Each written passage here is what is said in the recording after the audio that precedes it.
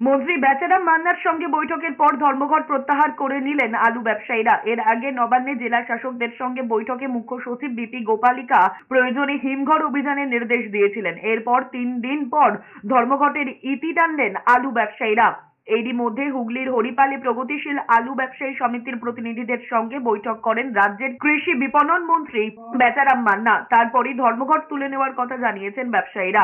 মনে করা হচ্ছে বৃহস্পতিবার থেকে কমতে পারে আলুর দাম। বুধবার রাত থেকেই বিভিন্ন হিমঘর থেকে আলু বার করা হবে যাতে বাজারে যোগান স্বাভাবিক হয়। আলু ব্যবসায়ী সমিতির তরফে সম্পাদক লালু মুখোপাধ্যায় বলেছেন, বৃহত্তর স্বার্থে ধর্মঘট তুলে নেওয়া হচ্ছে, ফলে আবার বাজারে বাজারে যোগান স্বাভাবিক হবে। সংগঠনের তরফে বলা হয়েছে রাজ্যে 110 লাখ টন আলু উৎপাদন হয়। এত আলু রাজ্যে খাওয়া যায় না, তাই ভিন রাজ্যে পাঠাতে হয়। তাতে নিষেধাজ্ঞা জারি হওয়াতেই সমস্যার সূত্রপাত। মন্ত্রী বেচারাম মান্না জানিয়েছেন বৈঠক সদর্থক হয়েছে। আলু ব্যবসায়ীরা যদি কথা রাখেন তাহলে 30 টাকার নিচে আলু পাবেন রাজ্যবাসী।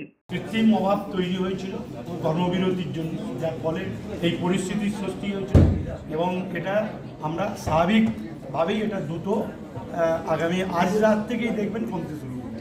প্রতিশ্রুতি মতো স্টোর অ্যাসোসিয়েশন এবং প্রগতিশীল আলু ব্যবসায়ী সমিতি তারা যদি কথা রাখেন তাহলে আমরা আশা রাখছি যে মানুষকে 30 টাকার নিচেই আমরা আলু পৌঁছাতে পারবো।